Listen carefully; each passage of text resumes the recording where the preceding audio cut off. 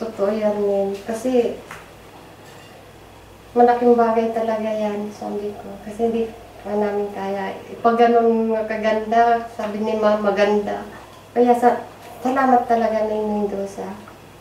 Welcome po.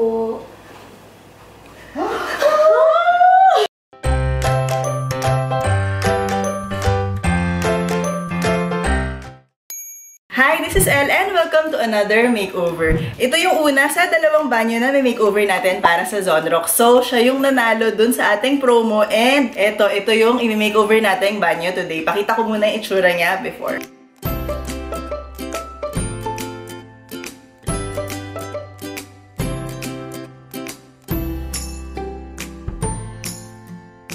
So, yung itsura niya dati, ang tagal na daw yung hindi naayos. Simula pa nung ginawa ng bahay. Ano nga ba? 90s ata or something. Basta yun yung sabi ni nanay. And ito, pakita ko rin sa inyo kasi in-interview ko si nanay nung unang punta namin dito kung ano yung gusto niya para sa itsura ng banyo niya. Siya yung panalo natin. Excited na kayo? Kinakabahan yung banyo. Bakit? Maganda yan. Magiging maganda yung banyo. Excited mama ko naging kinakabahan pa rin. Meron po ba kayong gustong itsura? Meron ba kayo? Baka meron kayong pangarap na banyo, gawin na natin. Ganito, ma'am. Prepared! Let's go! Yung ano lang, ma'am. Kahit yung babae. Patingin nga.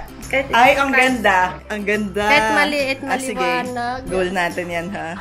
So, ayun. Super excited na akong ma-start to. Kasi I'm sure magiging maganda yung kalalabasan ng kanyang banyo. And samahan niyo ako mag-shopping para sa mga tiles, sa mga fixtures. So, let's go! Shopping tayo ng tiles today para dun sa banyo ni Nanay Ana. And yung kailangan ko para dun sa floor tiles. Ang ingay.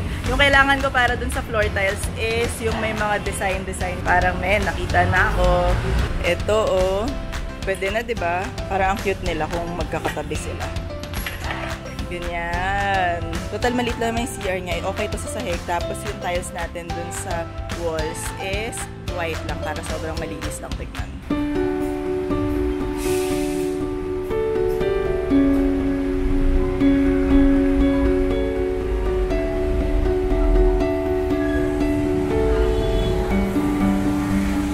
So, ito yung mga pinili kong white para dun sa walls natin. Dahil ito yung floor natin, di ba? Ideally, mga ganito lang, mas malaki. Pero kung titignan yung kulay, ang layo, oh. Parang ito light gray, mas cool yung tone. Ito mamula-mula na. Pero kapag walang kasama, akala mo puti lang yan. Hindi mo mapapansin. So, ayun, mas bagay silang dalawa. Andito ako on-site ngayon. Based naman sa naririnig nyo, di ba? Nagtititik sila and ito na. Natanggal na nila lahat ng existing na tiles. Tapos ito nakabit na ngayon tiles na binili natin. Ang ganda, oh. And ayan, yung tiles na lang sa flooring. Tapos magkakabit na sila ng fixture. Ito yung tiles natin. Imagine niyo na dali. Ah, cute! Tapos, yan yung color ng paint natin sa ceiling tsaka sa wall sa natitira. Bagay, pero na siya dito sa tiles. Final installation day and decor day and shoot day para sa vlog dito sa isang banyo natin. And ito yung mga decors, oh. Ayan sila. So, ito na yung banyo. Halika. Pero parang ayaw ko munang pakita masyado kasi halos tapos na siya. Ganyan na lang. Silip lang ng konti. Ayan, yun lang. Finally, tapos na natin tong banyo makeover para kay Nanay Ana. And sobrang cute niya. Sobrang layo niya talaga dun sa original natin. So, pakita ko na sa inyo kung gaano kabongga yung changes na ginawa natin dito. Let's go!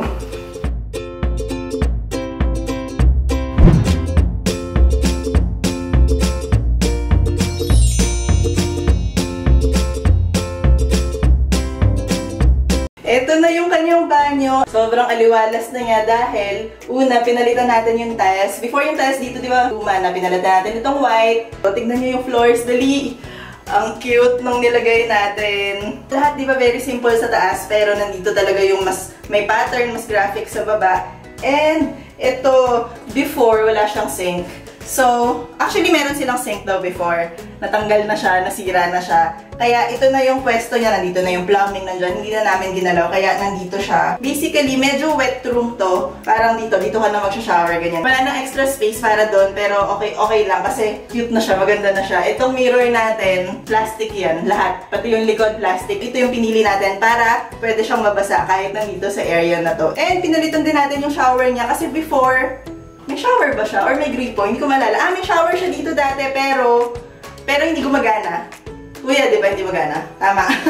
Ano si Kuya sa likod natin? Hindi na gumagana. Pinalitan natin ito. gripo bago. Tapos nilagay natin dito sa corner para hindi siya masyadong malapit dito sa area. Pero ayan, pwede nila kunin. Naku, sana wag magbukas. Mababasa ako. Teka. Tapos dito sa corner na to, naglagay lang kami dito ng yan, parang corner na shelf para lalagyan nila ng shampoo, ng sabon. Dahil walang ibang space na pwede dito, dito siya. Naglagay kami ng hook dito for towels. Pero itong towel na to, dito lang nila papatuyuin. Pero pag naliligo sila, naglagay din kami sa kabilang side para hindi mabasa yung towel habang naliligo sila, ganyan. Inisip natin lahat yan.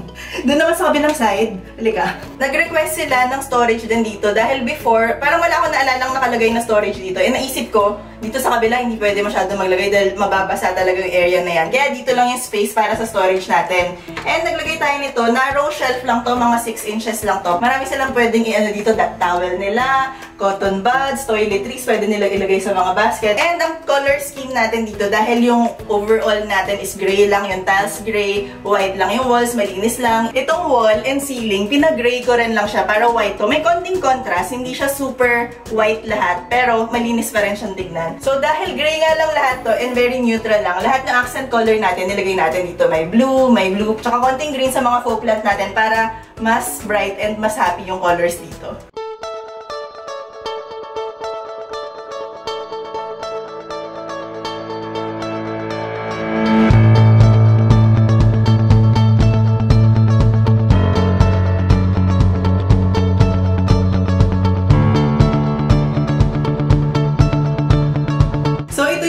Natin ngayon, and ayun nga yung design natin kasi ang gusto ni nanay is super simple lang, malinis lang, madaling linisin, ganyan, white, maaliwalas yun. At saka na-request niya color na sa mga tiles natin, ganyan, gusto niya light gray and white, kaya yun yung binigay natin sa kanya. Nag-white tayong tiles, kaya yung pattern natin sa floor na sobrang cute na pattern, gray naman, gray din ng konti, light gray din yung walls, tapos yan, naglagay tayo ng decor dito. And ang ganda na niya. Hopefully, ma-happy sila dito dahil sa totoo lang, ngayong sinushoot natin to, nandun sila sa room and hindi pa nila nakikita to dahil meron kaming reveal day sa kanya. Kaya ito, ilalak pa namin bago namin i-reveal sa kanila. So, super excited akong makita yung reaction nila. 3, 2, 1, action! Ma'am, si Ana, ready ka na ba sa big reveal ng bagong banyo mo? Of course, ready na po ako. Yes, pero bago yon, pasalamatan muna natin yung Zonrox Plus. And of course, si Maine. May message ka ba sa kanya? Min, masaya-masaya kaming mag-anak kasi nung naano nga ako na pinongrats ni ma'am, nabiyakapan kami ng anak ko, naiyak ako sa tuwa. Totoo yan, Min. Kasi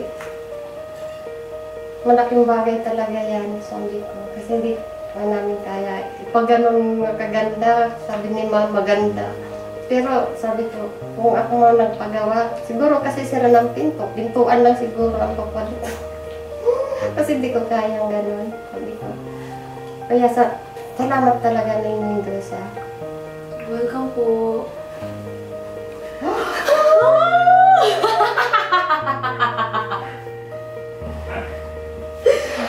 Oh my God! Wala, pinaiyak niyo si nanay! Nanay! Mami! Ako to! Nagulat ako! Kamusta, Mami? Masaya. Masaya? Masaya kayo? Patingin nga ng pinakamagandang smile. Yes! Eto na! Si Ana, let's go! I'm very sure ginalingan talaga ni Elle at ng Zugod Banyo team ang pag-makeover ng bahay niyo. Ready na ba kayo, Mami? Ready Yes! ako. Ready na? Ready yan? Bubuksan mo ng mahiwagang pinto. Kinakabahan siya.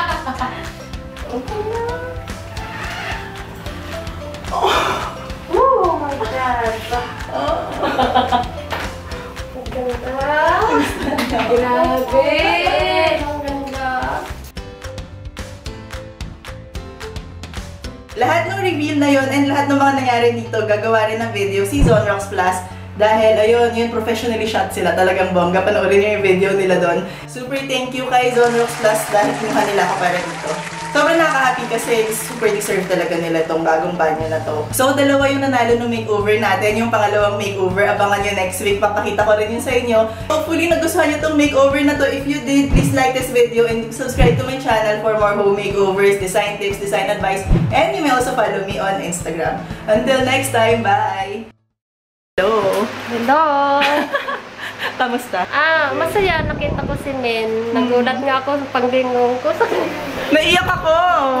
Parang ako hindi ko alam saan ako ililingon eh.